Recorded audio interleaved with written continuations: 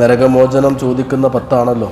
ഇപ്പം നമ്മൾ ചോദിച്ചു അതാണ് ആയത്തുഖിനി മിനന്നാർ, ഏത്തിക്കിനി അല്ല, ആയത്തുഖിനി മിനന്നാർ.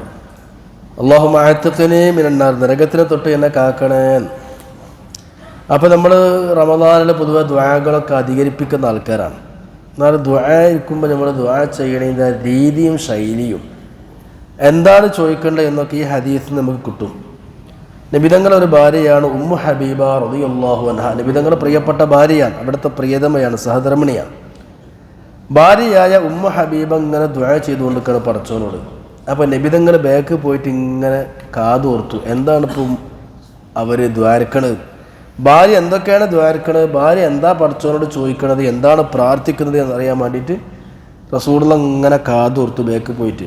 അപ്പോൾ ഉണ്ട് കരഞ്ഞ് ദ്വാരക്കാൻ നബിതങ്ങളുടെ ഭാര്യ ഉമ്മു ഹബീബ കാരച്ച്. ഉമ്മു ഹബീബ ദ്വാരക്കാൻ, അല്ലാഹുമ്മ അംതിഅനി ബിസൗജി റസൂലില്ലാഹി സ്വല്ലല്ലാഹു അലൈഹി വസല്ലം വബി സുഫിയാൻ വബി അഖി മുആവിയ. അപ്പോൾ ദ്വാരക്കാൻ ഉമ്മു ഹബീബൻ്റെ റസൂലുള്ളാഹിൻ്റെ ഭാര്യൻ്റെ ദ്വാൻ, അല്ലാഹുമ്മ അംതിഅനി ബിസൗജി, പടച്ചോനെ എൻ്റെ ഭർത്താവായ നബിതങ്ങൾക്ക് ആരോഗ്യമുള്ള ദീർഘായുസ് കൊടുക്കണം കേട്ടോ. പടച്ചോനെ എൻ്റെ ബാപ്പയായ അബൂ സുഫിയാന് ദീർഘായുസ് കൊടുക്കണം കേട്ടോ. എൻ്റെ ആങ്ങള മുആവിയക്ക് ദീർഘായുസും സുഖമൊക്കെ കൊടുക്കണം കേട്ടോ. നമ്മളൊക്കെ ദ്വാരക്കണം മതി. നമ്മളിപ്പോൾ നമ്മളെ ഭാര്യമാർക്കും മക്കൾക്കും വേണ്ടി ദ്വാരക്കൂലേ, ഉമ്മാക്കും മാപ്പാക്കൊക്കെ ദ്വാരക്കൂലേ, നമ്മുടെ ഭാര്യമാർ നമുക്ക് വേണ്ടിയിട്ടും അവരമ്മാക്കും മാപ്പാക്കൊക്കെ ദ്വാരക്കൂലേ.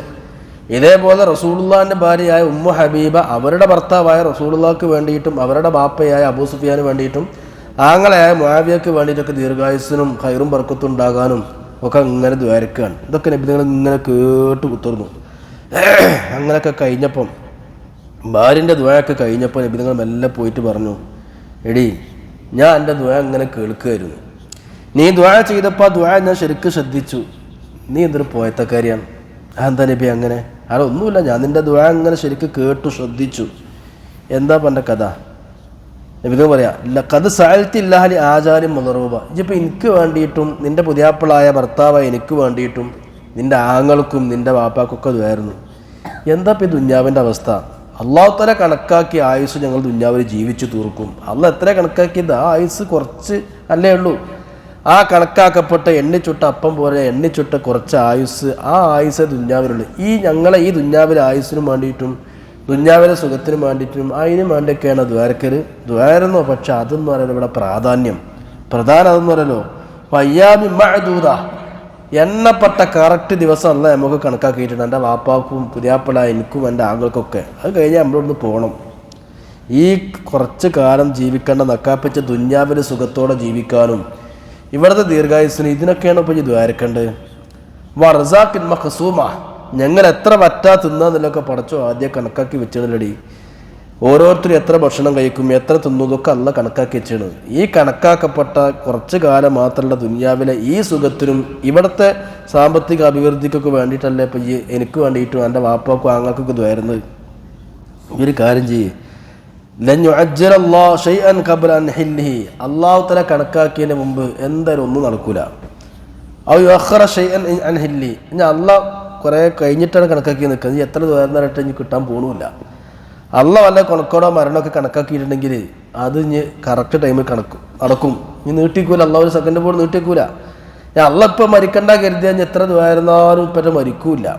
അപ്പോൾ ഒക്കെ അള്ളാഹ് കണക്കാക്കിയത് പ്രകാരം നടക്കും. അപ്പോൾ ഈ ദ്വാരക്കുമ്പോൾ ഈ ദുന്യാവിലെ കാര്യങ്ങൾക്ക് വേണ്ടി മാത്രം ദ്വാരക്കരുത്. ഒരു കാര്യം ചെയ്യും, വലൗ കുൻതി സഅൽതില്ലാഹ അൻ യുഈദക മിൻ അദാബിൻ ഫിന്നാർ, നരകത്തിൽ നിന്ന് കഴിച്ചിലാക്കാനും നരകമോചനത്തിന് വേണ്ടിയിട്ടും അതിനൊക്കെയാണ് ഈ ദ്വാരക്കണമെന്നുണ്ടെങ്കിൽ അതൊരു കാര്യമായിരുന്നു. അതല്ലേ നമുക്ക് പ്രധാനം, അതല്ലേ വേജാറ്, അതല്ലേ ഗൗരവം, അതല്ലേ ശാശ്വതം. ഓ അദാബിൻ ഫിൽ ഖബർ, നമ്മൾ ഖബറിൽ ചെന്ന് കിടക്കുമ്പോൾ ആ ഖബറിലെ ശിക്ഷനെ തൊട്ട് എൻ്റെ വാപ്പാനെ കാക്കണേ, എൻ്റെ പുതിയാപ്പളിനെ കാക്കണേ, എൻ്റെ ആങ്ങളിനെ കാക്കണേ, അതൊക്കെയാണ് ദ്വാരുന്നുണ്ടെങ്കിൽ അതല്ലേ ഇനി ലകാന ഖൈറൻ വഅഫ്ളല, അത് ഇതിനല്ലേ ഏറ്റവും ഖൈറും മുന്തിയതൊക്കെ. അതല്ലേ ഇപ്പം പറഞ്ഞോളെ, അതല്ലേ ഏറ്റവും നല്ലത്. ഈ ദ്വാരക്കണ സമയത്ത് ഫുള്ള് റബ്ബിലേക്ക് കയ്യും നീട്ടിയിട്ട് എനിക്കും വേണ്ടിയിട്ടും എൻ്റെ ബാപ്പാക്കും വേണ്ടിയും എൻ്റെ ആങ്ങൾക്കും വേണ്ടിയും ദുന്യാവിനും വേണ്ടിയിട്ടും ദുന്യാവിലെ ഹൈറിനും ബർക്കത്തിനും വേണ്ടി ഇങ്ങനെ ദ്വാരുന്നു. അതൊക്കെ ദ്വാരുന്നു. പക്ഷേ ഒന്ന് ഖബർ കഴിച്ചിലാക്കി കൊടുക്കാനും നരകത്തിൽ നിന്ന് കഴിച്ചിലാക്കി കിട്ടാനും നരകവും ഖബറൊന്നും അതിൻ്റെ ശിക്ഷയൊന്നും അതിൻ്റെ അദാബൊന്നും അതിൻ്റെ ഫിത്നയിൽ നിന്നൊക്കെ രക്ഷപ്പെട്ട് കിട്ടാൻ വേണ്ടിയിട്ടൊക്കെ ദ്വാരക്കാണെങ്കിൽ അത് കഴിഞ്ഞിട്ടോ ഏറ്റവും ഹൈറ് എന്ന് ഹബീബായ സാദുക്കുൽ മസ്തൂഖായ നബിയുനാ റസൂലുള്ളാഹി സ്വല്ലല്ലാഹു അലൈഹി വസല്ലം പ്രിയപ്പെട്ട നമുക്ക് പഠിപ്പിച്ചു കൊടുക്കുകയാണ്. ഇതാണ് പോയിന്റ്, ഇതാണ് മർമ്മപ്രധാനമായ വിഷയം. ഇതാണ്. ഇനി നിങ്ങൾ ചിന്തിക്കുക, ഞാനാണെങ്കിലും നമ്മുടെ ഭാര്യമാരാണെങ്കിലും നമ്മുടെ ഉമ്മാരാണെങ്കിലും നമ്മളൊക്കെ ദ്വാരക്കണം. എന്തിനാ? ഒക്കെ ഈ നക്കാപ്പിച്ച ദുഞ്ഞാവിലെ സുഖത്തിന് വേണ്ടിയിട്ട് നമ്മളെ മൂലക്കുരു മാറാനും, നമ്മളെ ഉണല് മാറാനും, പള്ളവേദന മാറാനും, മുട്ടുംകാല് മാറാനും, മുട്ടുംകാലിൻ്റെ വേദന മാറാനും, അതുപോലെ നമ്മുടെ പ്രഷറും ഷുഗറും കുറയാനും, മകൾക്ക് കുട്ടി ഉണ്ടാകാനും, വിസ ശരിയാകാനും, ഇതൊക്കെയാണ് ഇപ്പോൾ നമ്മളെ പ്രധാന ദ്വാ. ഈ നക്കാപ്പിച്ച ദുഞ്ഞാവിൽ ഈ ചെച്ചറകിൻ്റെ വില പോലും ഇല്ലാത്ത നൈമിഷികമായ അള്ളാഹുത്തല ആദ്യം കണക്കാക്കിയ കുറച്ച് ദിവസം മാത്രം ജീവിക്കേണ്ട ഈ നശ്വരമായ നശിക്കുന്ന ദുഞ്ഞാവിലെ സുഖത്തിന് വേണ്ടിയുള്ള സമയം ഫുള്ളും പടച്ചവനോട് കൈ നീട്ടാണ്. ദ്വാരക്കൊക്കെ ചെയ്യണം, ദ്വാരക്കും വേണം. പക്ഷേ ഇമ്പോർട്ടൻസ് കൊടുക്കേണ്ടതും പ്രാധാന്യം കൊടുക്കേണ്ടതും പ്രിഫറൻസ് കൊടുക്കേണ്ടതും കൂടുതൽ ടൈം എടുക്കേണ്ടതൊക്കെ ഈ കാണുന്ന ഭൗതികമായ നശിക്കുന്ന ദുഞ്ഞാവിലെ സുഖ സൗകര്യങ്ങൾക്ക് വേണ്ടിയുള്ള പ്രാർത്ഥനയല്ല. കാലാകാലം നമ്മൾ കഴിയേണ്ട ശാശ്വതമായ പരലോക വിജയത്തിന് വേണ്ടി, പരലോക ജീവിതത്തിലെ വിജയത്തിന് വേണ്ടി കബറും നരകും കഴിച്ചില്ല. അതിനൊക്കെയാണ് ദ്വാരക്കുണ്ട്. നമ്മളെ പെണ്ണുങ്ങളൊക്കെ ഏത് ദിക്ർ മജ്ലിസിന് പോവുകയാണെങ്കിലും കേട്ടോ, സ്വലാത്ത് മജ്ലിസിക്ക് പോവുകയാണെങ്കിലും, ഇനി വേദന പോവുകയാണെങ്കിലും ഒക്കെ ലക്ഷ്യം ഭൗതികം മാത്രമാണ്, ഭൗതികം മാത്രമാണ്. അതാണല്ല, ഞാനടക്കം എല്ലാവർക്കും അങ്ങനെ. ഇനി പള്ളിക്ക് 10 രൂപ കൊടുക്കുകയാണെങ്കിലും നമ്മുടെ ലക്ഷ്യം എന്താണ്? കച്ചവടം ശരിയാണ്, ബർക്കത്തുണ്ടാണോ, ഒക്കെ നല്ലതാണ്, വേണ്ടതല്ല. പക്ഷേ അതൊക്കെ ഈ കാണുന്ന ഭൗതികമായ ദുഞ്ഞാവിനെ കുറച്ച് കാലമല്ലേ ഉള്ളൂ. ഏത് മനുഷ്യരാണെങ്കിലും മരിച്ചാൽ കഴിഞ്ഞില്ലേ. ഒരാൾക്കും വേണ്ടി നമ്മളിങ്ങനെ അയാൾക്ക് സുഖമല്ല, അയാൾക്ക് വേണ്ടി പൈസ പിരിപ്പിച്ച് ചികിത്സ, ഡോക്ടർ തിരുവനന്തപുരത്ത്, കണ്ണൂർ, കോഴിക്കോട്, മംഗലാപുരത്ത്, ബാംഗ്ലൂരിന് പോകാത്തോടത്ത് പോകാൻ ബാക്കിയില്ല. അങ്ങനെയൊക്കെ ചെയ്ത് ചികിത്സ ഇങ്ങനെ ചെയ്തുകൊണ്ട് നിൽക്കുമ്പം പൈസ കണ്ടെത്താൻ വേണ്ടി അവിടെ നിന്ന് വിളിച്ച് ഇവിടെ വിളിച്ച് ഇങ്ങനെയൊക്കെ ചെയ്തു കൊടുക്കുമ്പോൾ അയാൾ മരിച്ചു എന്ന് പറഞ്ഞാൽ സ്റ്റോപ്പ്. പിന്നെ ഇനി വേറെ വർത്താനല്ല. മരിച്ചു എന്ന് പറഞ്ഞാൽ പിന്നെ വലിയ ഡോക്ടറെ കാണുന്നില്ല, പിന്നെ പൈസ ഇരിപ്പിക്കണില്ല, ഒന്നുമില്ല, മരിച്ചാൽ അതോടെ കഴിഞ്ഞു. ഇത്രയല്ലേ ഉള്ളൂ ദുനിയാവ്. ഏത് വലിയ സങ്കീർണമായ കോംപ്ലിക്കേറ്റഡ് രോഗമാണെങ്കിലും, ഏത് വലിയ പ്രശ്നങ്ങളുണ്ടെങ്കിലും മരിച്ചു എന്ന് പറഞ്ഞാൽ അതോടുകൂടെ കഴിഞ്ഞു. പിന്നെ ഞാനെങ്കിലും അതിനെപ്പറ്റി നടക്കുമോ? അതിനെപ്പറ്റി ചിന്തിക്കുമോ? ചിന്തിക്കൂല. ആ രോഗിനൊന്ന് സ്കാൻ ചെയ്യാൻ പോയി, വലിയ സ്കാനിങ് ആണ്, 10-20,000 രൂപ സ്കാൻ ചെയ്യും. സ്കാൻ ചെയ്ത് സ്കാനർ റിപ്പോർട്ട് ഇന്ന് വൈകുന്നേരം 5 മണിക്ക് കിട്ടുമെന്ന് പറഞ്ഞു. 3 മണിക്ക് ഡോക്ടർ പറഞ്ഞു ആൾ മരണപ്പെട്ടു. എന്നാൽ പിന്നെ നമ്മൾ ആ റിപ്പോർട്ടൊന്നും പോവില്ല. ആ 20,000 രൂപ മുടക്കിയ സ്കാൻ റിപ്പോർട്ടല്ലേ, പിന്നെ അതിന് പോവില്ല. നീ കിട്ടിയിട്ട് എന്താ കാര്യം? നീ കിട്ടിയാലും കിട്ടിയില്ലെങ്കിലും കണക്ക് തന്നെ. അപ്പോൾ 5 മണിക്ക് റിപ്പോർട്ട് കിട്ടും, ആ റിപ്പോർട്ട് വേണ്ട, കാരണം മരിച്ച ആൾ മരിച്ചില്ല. ഇത്രയേ ഉള്ളൂ ദുനിയാവ്.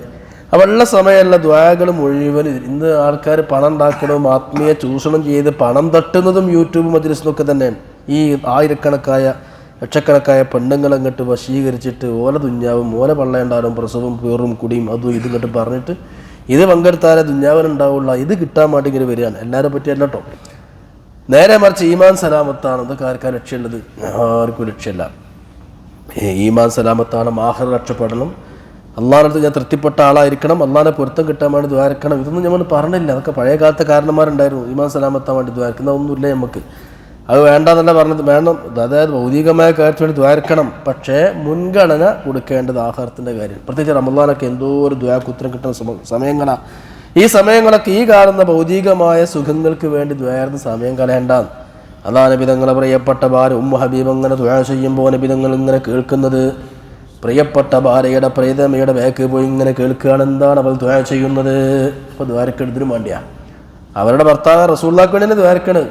എല്ലാം കഴിഞ്ഞപ്പോൾ നബിതങ്ങൾ പറഞ്ഞു, എടീ ഒരു കാര്യം ചെയ്യേ, ലൗ സഅൽതില്ല വലൗ കുൻതി സഅൽതില്ല അൻ യുഅദക മിൻ അദാബിൻ ഫിൽ ഖബർ മിൻ അദാബിൻ ഫിന്നാർ, നരകത്തിൽ നിന്നും ഖബറിലെ ശിക്ഷയിൽ നിന്നും രക്ഷപ്പെടുത്താൻ അല്ലാഹുവിനോട് ദുആ ചെയ്തിരുന്നുവെങ്കിൽ ലകാന ഖൈറൻ വഅഫ്ളല, അതായിരുന്നു ഏറ്റവും നല്ലത്, അതായിരുന്നു ഏറ്റവും ബെറ്റർ. ഏറ്റവും മോശമൊന്നുമല്ല. ഇനി നമ്മൾ ദ്വാരക്കുമ്പോഴൊക്കെ എപ്പോഴും ആഖിറത്തിന് മുൻഗണന കൊടുക്കണം. നിങ്ങൾ എപ്പോഴും ദ്വാരക്കുന്ന ദ്വാര റബ്ബന ആതിനാ ഫിദ്ദുനിയാ ഹസന. ദുഞ്ഞാവ ചോദിക്കണം. ദുഞ്ഞാവ് ചോദിക്കണ്ടെന്നല്ല ഈ പറയണത്, ദുഞ്ഞാവ് ചോദിക്കണം. പൈസയും മുതലും പണവും രോഗന്മാരൊക്കെ ചോദിക്കണം. പക്ഷേ ഏറ്റവും വലിയ ദ്വായ റബ്ബനാത്തിന് ഒന്നൊന്ന് നോക്കി നിങ്ങൾ എന്നാലോചിച്ച് നോക്കി. ആ ദ്വാ ഒന്ന് പോസ്റ്റ്മോർട്ടം ചെയ്ത് നോക്കി. റബ്ബന ആതിനാ ഫിദ്ദുനിയാ ഹസന, ദുനിയാവിൽ ഞങ്ങൾക്ക് സുഖം നൽകണേ, നന്മകൾ നൽകണേ. ഒറ്റ കാര്യം ദുനിയാവിന് ചോദിച്ചിട്ടുള്ളൂ. പിന്നെ അടുത്ത എന്താ? വഫിൽ ആഖിറതി ഹസന, ആഖിറത്തിലും നന്മ ചെയ്യണം. അപ്പോൾ ആഖിറത്തിൻ്റെ കാര്യം ഒന്ന് ചോദിച്ചു. രണ്ടാമത് പിന്നെ ചോദിക്കണം ആഖിറാണ്. വഖിനാ അദാബന്നാർ. നരകത്തിൻ്റെ ശിക്ഷയെ തൊട്ട് കാക്കണേ. അപ്പോൾ ഈ ദുആയിൽ ദുന്യാവ് ഒന്നും ചോദിച്ചു, ആഖിറം രണ്ടും ചോദിച്ചു. ദുന്യാവിൻ്റെ ആദ്യത്തെ പാട്ട് റബ്ബനാ ആതിനാ ഫിദ്ദുന്യാ ഹസന, ദുന്യാവിന് നന്മ തരണം, അത് ഒരട്ടം ചോദിച്ചു. ഇനി രണ്ടും ആഖിറാണ്. ഫിൽ ആഖിറതി ഹസന വഖിനാ അദാബന്നാർ. അപ്പോൾ നമ്മളൊരു 10 മിനിറ്റ് ദ്വാരക്കുകയാണെങ്കിലേ ഒരു 7 മിനിറ്റ് ആഖിറത്തിൻ്റെ 3 മിനിറ്റ് ദുന്യാവിനും വെക്കുക, അല്ലെങ്കിൽ 6 മിനിറ്റ് ആഖിറത്തിനും മറ്റൊരു ദുന്യാവിനും വെക്കുക. മരിക്കുമ്പോൾ ഈമാൻ കിട്ടണം, ഖബറി എളുപ്പമാവണം, ഹിസാബ് എളുപ്പമാകണം, ചോദ്യത്തിന് മറുപടി പറയാൻ കഴിയണം, മക്കൾക്ക് ഈമാൻ കിട്ടണം, എല്ലാവരും സ്വർഗത്ത് കിടക്കണം, ഹിസാബ്, എന്തൊക്കെ കടമ്പകൾ നമുക്ക് കഴിയാറുണ്ട്. ഈ ദുന്യാവിലെ എയർപോർട്ടിലത്തെ കടമ്പകളായ വിസിം പാസ്പോർട്ടിൽ നിന്നുള്ള വിഷയം ആഖിറത്തേക്ക് ചെല്ലുമ്പോൾ മരിക്കുമ്പോൾ തന്നെ ഈമാൻ സലാമത്താണ്. എന്തൊക്കെ രംഗങ്ങളുടെ കയ്യാണ്ട് ശാസ്ത്രം പോലും ഇന്ന് തെളിയിച്ചു കൊണ്ടിരിക്കുകയാണ്. മരിക്കാൻ പോണ ആൾ പലതും കാണുന്നുണ്ട്, പലതും കേൾക്കുന്നുണ്ട്, പലതും അനുഭവിക്കുന്നുണ്ട്, പഠനങ്ങൾ നടത്തിയൊക്കെ ഇന്ന് തെളിയിച്ചിരിക്കുകയാണ്. അപ്പോൾ ശാസ്ത്രം എന്താവട്ടെ, നമുക്ക് മരണം ഒരുപാട് വലിയ അത്ഭുതങ്ങളാണ്. അത് കഴിഞ്ഞാൽ ഖബറിലെ ചോദ്യം, ഖബർക്ക് എത്തുന്നതിന് മുമ്പ് നമ്മുടെ റൂഹിനോട് ചോദ്യം ചെയ്യപ്പെടുന്നുണ്ട്. പിന്നെ അവിടെ നിന്ന് ഒരുപാട് ലോകങ്ങളാണല്ലോ. അപ്പോൾ നമ്മളെപ്പോഴും അതിന് മുൻഗണന കൊടുക്കണം. ആഖിറത്തിലെ കാര്യങ്ങൾക്ക് റസൂലുള്ളാഹിന്റെ പ്രിയപ്പെട്ട ഭാര്യ ദ്വാരക്കുമ്പോൾ ദ്വാ ഫുള്ള് കേട്ടിട്ട് നബിതങ്ങൾ തിരുത്തി കൊടുക്കണം, അതാണ്. അപ്പോൾ നമ്മൾ ഈ ഹദീസൊക്കെ എന്ത് ചെയ്യുക, ഇതൊക്കെ നമ്മൾ പെണ്ണുങ്ങൾക്കും കുട്ടികൾക്കും കേൾപ്പിച്ചു കൊടുക്കുക. അവർ ദ്വാരക്കട്ടെ, ദുന്യാവ് ദ്വാരക്കണം, എല്ലാം ദ്വാരക്കണം. ചെറിയ ചെരുപ്പിൻ്റെ വാറ് പൊട്ടിയാലും ഉപ്പ് തീർന്നാൽ വരെ ദ്വാരക്കണം. അപ്പം അതിൻ്റെ അർത്ഥം എന്താണ്? അത് മാത്രം ദ്വാരക്കരുത്, മുൻഗണന കൊടുക്കേണ്ടതും ഏറ്റവും വലിയ പ്രാധാന്യം കൊടുക്കേണ്ടത് ആഖിറത്തിനായിരിക്കണം. അപ്പോൾ ഈ നരകമോചനമൊക്കെ ഉണ്ടല്ലോ, 3 വട്ടം ഒരാൾ നരകത്തിന് തൊട്ട് കാവൽ ചോദിച്ചാൽ നരകം പറയും, പടച്ചോനെ ഒരിക്കലും അവനെ എന്നിൽ കടത്തരുത്, 3 വട്ടം. അതേപോലെ സ്വർഗം അങ്ങനെ തന്നെ, അള്ളാഹുവേ എനിക്ക് സ്വർഗം തരണേ എന്ന് നമ്മൾ 3 വട്ടം സ്വർഗം ചോദിച്ചാൽ അള്ളാഹുവിനോട് ആ സ്വർഗം പറയും, പടച്ചോനെ എന്നെ കിട്ടണമെന്നവൻ നിന്നോട് 3 വട്ടം ചോദിച്ചിട്ടുണ്ട്, അതുകൊണ്ട് അവനെ എന്നിൽ കടത്തണേ എന്ന് സ്വർഗം പറയുമെന്നും നബിയുനാ റസൂലുള്ളാഹി സ്വല്ലല്ലാഹു അലൈഹി വസല്ലം. എപ്പോഴും ദ്വാരക്കുമ്പോൾ നരകമോചനത്തിന് വേണ്ടി ദ്വാരക്കുക. ഒരു 3 വട്ടം, ഒരു 3 തവണ നരകത്തിൽ നിന്ന് അഭയം തേടിയാൽ നരകം അള്ളാഹുവിനോട് പറയും, പടച്ചോനെ അവനെ എന്നിൽ നിന്ന് ഒഴിവാക്കി തരണേ എന്ന് പറയുമെന്ന് നബിയുനാ റസൂലുള്ളാഹി സ്വല്ലല്ലാഹു അലൈഹി വസല്ലം. തായബ് ഉസ്താദ് ശരിക്കും പറയുന്നുണ്ട്, ഒരു 3 തവണ നീ നരകമിൽ നിന്നഭയവും തേടുന്നു എങ്കിൽ പറയുമപ്പോൾ നരകവും ഒഴിവാക്കി എന്നിൽ നിന്നിലാഹി അവനെ എന്നുള്ളതും കാണാം ഹദീസിൽ തന്നെയോ. മൻ ഖാല അല്ലാഹുമ്മ അജ്ർനി മിനന്നാർ 3 മററാത്ത്, 3 വട്ടം മനസ്സറിഞ്ഞുകൊണ്ടൊരാണ് പടച്ചോനെ നരകത്തിൽ നിന്ന് ഒഴിവാക്കി തരണേ, നരകത്തിൽ നിന്ന് കാക്കണേ എന്ന് മനസ്സറിഞ്ഞു പറഞ്ഞാൽ തഖൂലുന്നാറു, നരകം പറയും, പടച്ചോനെ അവനെ എന്നിൽ നിന്ന് രക്ഷപ്പെടുത്തി കൊടുക്കണം, അവനെ എന്നിൽ വീഴ്ത്തരുത്, എന്നിൽ കരിക്കരുത്, എന്നെ തൊട്ട് 3 വട്ടം അഭയം തേടിയവനാണ്, അതുകൊണ്ട് ഒരിക്കലും അവനെ എന്നെ കൊണ്ട് ശിക്ഷിക്കരുത്, അല്ലാ എന്നിൽ അവനെ ഇട്ടു തരരുത്.